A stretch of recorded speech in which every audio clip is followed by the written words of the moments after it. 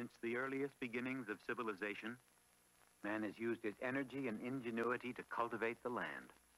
From land and from the rich natural resources it contains, all wealth emerges.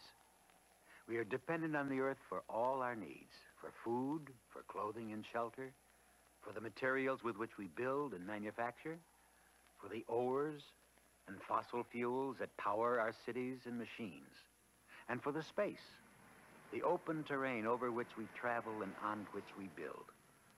In earlier times, the average man had access to the resources he needed, provided he was willing to use his strength and his wits to make a living. As long as there was still unclaimed space on the face of the earth, no one who was willing to work would lack, at the very least, the barest essentials. But as man advanced, and as the frontiers were appropriated and fenced off, there came a time when the struggle was waged against an adversary far more subtle than raw nature. Human nature.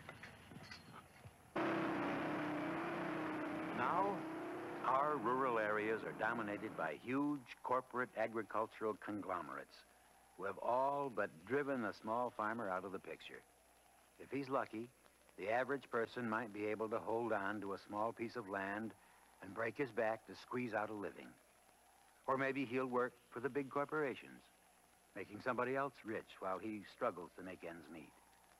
Or maybe he'll pack up and try his luck in the cities, where maybe he'll find work and maybe he won't, because the economy is tight and just about everybody is cutting production and laying off their employees.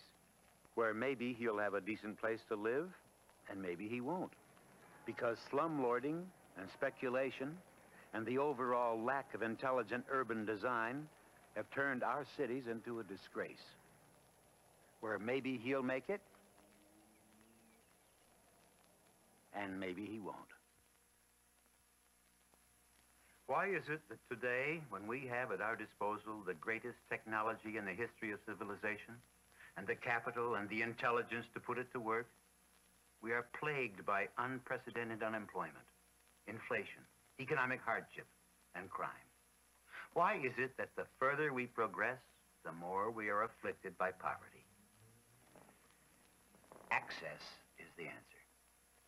If given free access to resources with tools and knowledge of how to make it work, there are few people on earth who wouldn't jump at the opportunity to make a productive, creative contribution to society, to earn their living and enjoy the fruits of their labor. But the access is not there. A large percentage of both urban and rural land and resources are laying idle, concentrated in the hands of a few powerful entrepreneurs who find it more profitable to speculate than to produce. And a great portion of the wealth that is produced in America is claimed by the least productive element of society, those who hold land and resources out of production and out of the reach of working people. People who need only access to put these resources to use for themselves and for the community. There are old ideas that are coming back. Ideas that are reflected in the writings of many of the greatest statesmen and thinkers who laid the foundations of these ideas on democracy and free enterprise. Men like John Locke and Thomas Paine, Adam Smith and John Stuart Mill. It is a simple, obvious fact that men did not make the earth, that men cannot create land and natural resources, and therefore no man can claim to own nature. Properly applied, this basic truth can solve our problem of access to economic opportunity. In the Lincoln-Douglas debates, and later in his years as president, Abraham Lincoln eloquently presented the case against human slavery. How could one person presume to own and control the life of another human being? But Lincoln's insight did not stop at slavery. He understood the many forces of oppression to which masses of men are everywhere subjected, and he saw the absurdity of treating the planet as private property. The land, the earth God gave man for his home, sustenance, and support, should never be the possession of any man. An individual or company or enterprise requiring land should hold no more than is required for their home and sustenance, and never more than they have in actual use. All that is not so used should be held for the free use of every family. Lincoln was never able to realize his goal of land and tax reform. The evil of slavery came first. But others after him picked up the thread of the remedy. Out of the Western expansion that followed the Civil War years, there arose a man who developed a carefully worked out plan to cure the spreading disease of economic injustice. Henry George was a man of precise vision, a journalist and social philosopher who viewed the industrial depression of America in the 1870s as the result of this one fundamental mistake: the institution of private exploitation of land and natural resources as distinguished from capital. As though he had walked the streets of the future, Henry George foresaw a time when the American frontier would be exhausted, when the victims of economic injustice would no longer be able to strike out and claim new land or build a life by the sweat of their brow. He saw the inexorable trend towards a time when the immense natural resources of America would be concentrated in the hands of the least productive element of society, at the expense of the productivity of mankind, who can barely fulfill his most basic desires. In his monumental work entitled Progress and Poverty, Henry George described the nature of man as an economic animal. He will invariably try to fulfill his desires with the least possible effort. And to do so, he will tend to monopolize the natural opportunities that surround us all, and then charge his fellow man for their use. To this basic injustice, George proposed a remedy. We must make land available to all mankind at all times. But though he was not afraid to dream, the author of Progress and Poverty was first and foremost a practical man. Anticipating the objections to such a radical proposal from both the large landholder, who might stand to lose from any change in the status quo, and the small land user, who is never comfortable with sudden change, George outlined a clear and workable method to move smoothly toward a solution. It is not necessary, he wrote, to confiscate land. It is only necessary to collect community-created rental values, called economic rent. The idea was not a new one. America had been founded by men who envisioned the emerging nation as a land of equal opportunity in this most basic sense. Though they themselves were of the landed aristocracy, our earliest statesmen knew this same truth. Thomas Jefferson. The earth is given as a common stock for men to labor and to live on. And Thomas Paine. Men did not make the earth. It is the value of the improvement only, not the earth itself, that is individual property. Every proprietor owes to the community a ground rent for the land which he holds. Rent is the key word. Ground rent, said Thomas Paine, or as Henry George described it, economic rent. To understand just what we mean by economic rent, we must first explore and define the natural process by which man creates wealth. Natural resources are the first of three basic elements required to produce wealth. Land. Land for farming, land for mining, land for business and commerce, land for the recreation and expansion of the spirit, minerals and timber, ore and fuel, sunshine, untapped sources of energy, water and air and wide open spaces, good soil, poor soil, ocean and desert, the stuff that makes this planet arable, workable, shapeable, and ultimately livable. The raw material that lacks only the intervention of human creative energy and intelligence to become something more than just nature. But though we sometimes speak of a wealth of natural resources, true economic wealth is man-created and requires our second essential element, labor. Human strength and skill, human energy and effort. Whether we choose to be construction workers, or lab technicians, or tomato pickers, our time and our energy are ours, and ours alone. And it is the undeniable right of every person to enjoy the fruit of his or her labor. The tangible, man-created wealth that emerges from our work upon the land can either be consumed or hoarded, or it can be recycled back into productivity. That portion of the wealth that is turned back into the production cycle and used to create more wealth is called capital. Capital, as defined by Henry George, includes all forms of wealth that are in the process of being exchanged, either from one form to another, such as aluminum to be molded into food containers, or from one segment of society to another, such as the tractor-trailer that moves the product from manufacturer to seller, and from the seller to the buyer. The usual medium of exchange is called money, but the money itself is not capital. The pick and shovel in the hands of labor is capital, as is the wealth used to construct a hydroelectric dam.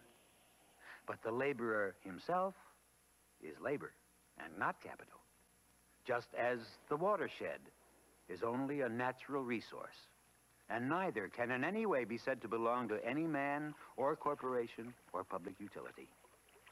The bulldozer is capital, but not its driver, nor the mountain it moves. Now we have natural resources, labor, and capital. With these three factors clearly defined, we can begin to understand the underlying confusion in today's economic institutions across the political spectrum. Those who claim to be capitalists on the right, in their prevailing understanding of free enterprise, fail to distinguish between capital and natural resources.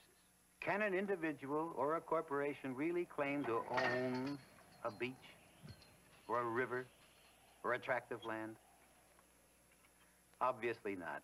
The earth and all its riches are the general property of all mankind, and all should have equal access to the land to develop and cultivate for his own needs and the needs of society. The bulldozer, the steel and cement, these are things that rightfully belong in the realm of the private property in our free enterprise system. On the other hand, the socialists or communists on the left make a different mistake. They fail to distinguish between capital and labor. We in the free world clearly understand that no state or corporate entity can own a human being or appropriate the value of his creative energy. Henry George had a clear insight. He saw that of these three factors that combine to produce wealth, only natural resources truly belong to the community as a whole. Capital, and only capital, should be the property of the private sector, and the fruits of labor are the rightful property of the laborers themselves. Let society collect its revenues in the form of rent for the natural resources, and both capital and labor will be free to grow and flourish for the benefit of all mankind. Before we explore the advantages of this remedy over the present system, let's clearly understand what we mean by rent. The value of land varies widely, from barren, worthless properties you couldn't give away, to high-income downtown developments, where even the airspace sells for hundreds of thousands of dollars per cubic acre. The quality of soil, the water supply, the modes of access and density of the population, all these are factors that determine the value of land. And time and technology have caused land values to rise higher and higher. 100 years ago, the Alaskan territories were a national laughingstock. Seward's folly, they called it. And President Lincoln had to practically beg the Congress to complete the purchase for $7.2 million, only 2 cents an acre. Today, soaring values and the discovery of oil have turned Seward's folly into one of the most precious tracts of land in the world, conservatively estimated at trillions. The value of a particular piece of land is determined by the rent that it potentially commands. The economic rent of a specific piece of land can be roughly calculated as the difference between its maximum potential productivity and that of less productive land actually in use. In other words, the economic rent will be proportional to the purchase price of land sold without improvements. Let's take a simple illustration of an area where oranges are one of the principal crops. The least productive acreage of land in this area can produce perhaps 100 bushels of oranges per acre. Here, however, on equivalent acreage, where the soil and climate are more favorable, the same farmer with the same investment of capital and labor could produce 1,000 bushels of oranges per acre. The value that would be assigned to this richer land would then be calculated as the difference between its productivity of 1,000 bushels with that of the least productive land worth 100 bushels. Since the value of this land is higher, the rent that would be generated is also proportionately higher. When a tax is placed on the economic rent of land, whether used or not, or whether the land is suited for agriculture or industry or urban commerce, the user of the land will inevitably use it and produce wealth to its maximum potential. And because of the continuing incentive to use the land for maximum productivity, the withholding of natural resources for unfair economic advantage will become a thing of the past. Here is a premium piece of land, as yet undeveloped, but harboring the potential for excellent commercial productivity. Situated near a booming metropolitan area and easily accessible from all directions, this property is just begging to be built up into a vacation paradise that will not only provide terrific income for its owner and dozens, if not hundreds of jobs, but will be an asset to the public as well. Why, then, does it sit idle? Yeah, I picked up this property in '67 for $6,000 an acre. Last week, I turned down an offer for 9 times what I paid for it. Are you kidding? I got a gold mine here. All I got to do is sit and watch the price go up and up and up. Now, the day I lift a finger to develop this place, my assessment's going to skyrocket. I'm paying almost no taxes now. And if I start building that hotel, I'll be shelling out improvement taxes through the nose long before I ever see a nickel of return on my investment. The county assessor was down just the other day. Speculation is the name of the game. But let's imagine another reality. Let's hear what this same shrewd investor has to say when the entire tax structure is changed, so that revenues are collected not from property improvement taxes, but from just the value of the land itself. Economic rent. Oh, yes, this is beautiful property. And I was assessed at a substantially higher value than just about any other land in the county. I was paying an arm and a leg in land value taxes. I couldn't afford to sit on it anymore. I was faced with a choice, either develop it myself or sell out to someone who would. The fantastic thing is that even after the hotel started making money, I still wasn't paying any more taxes than before. So I can afford to pour some more capital into the property and really put it to work. Hey, I'm working for a living now.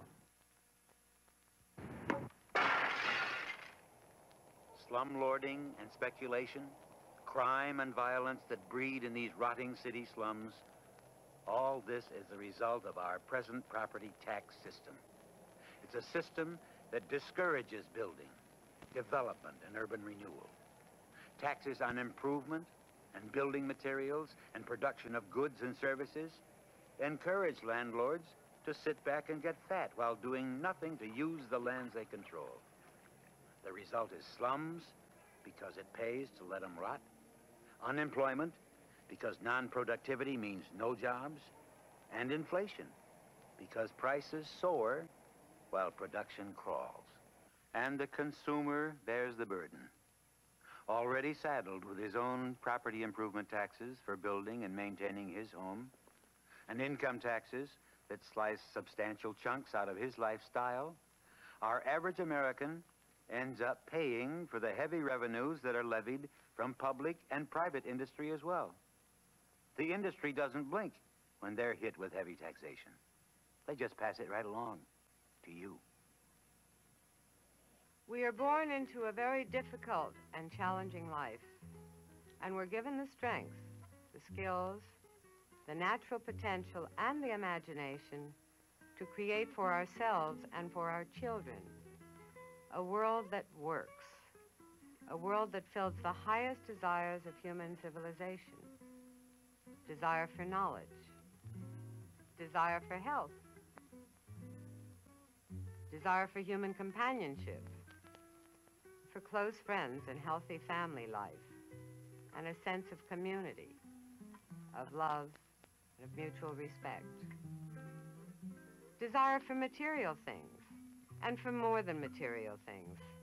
Desire for creative way of life, where we earn our basic comforts and share our dreams, where we work together to go beyond the struggle for subsistence and survival toward the fullest potential of human society. It begins from access to the land, from the realization that the material and spiritual wealth we all desire is available through free and equal access to the limited and unlimited resources that can flow from this fantastic planet through the uninhibited growth of knowledge and know-how in the mind of man. It will begin with the rejection of a corrupt and unworkable tax system that strangles productivity and causes inflation, stagnation, and unemployment, that paralyzes the potential growth of our free enterprise system.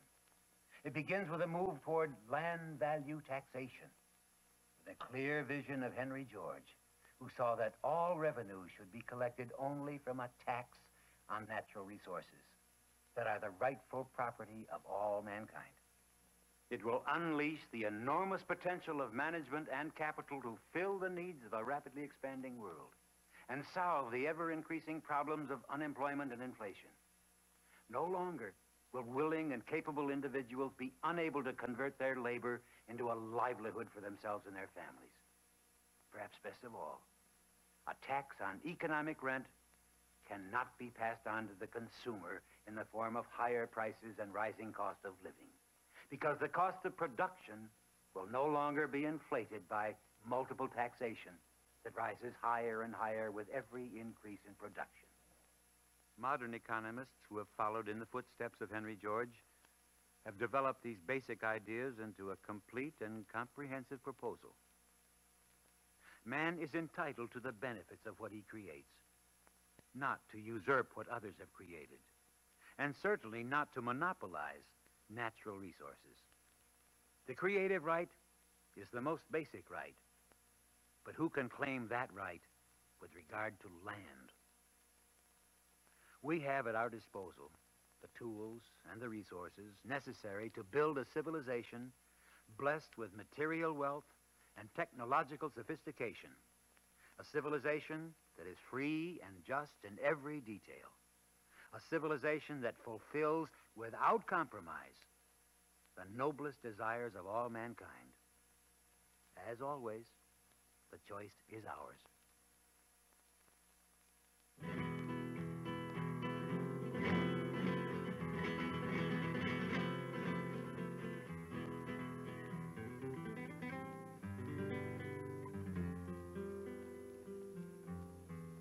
Near the window by which I write, a great bull is tethered by a rope around his neck.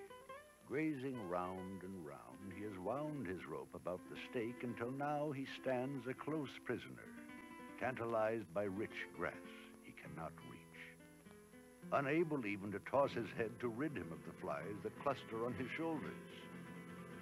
This bull, a very type of massive strength, who, because he has not wit enough to see how he might be free, suffers want in sight of plenty, and is helplessly preyed upon by weaker creatures, seems to me no unfit emblem of the working masses.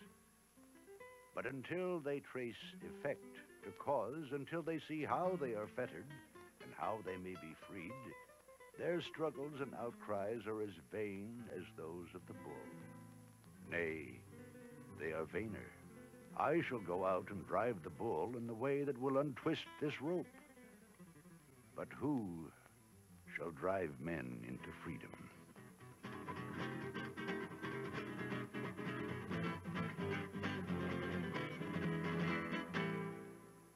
What God created for the use of all should be utilized for the benefit of all. What is produced by the individual belongs rightfully to the individual. Henry George. Men like Henry George are rare, unfortunately. One cannot imagine a more beautiful combination of intellectual keenness, artistic form, and fervent love of justice.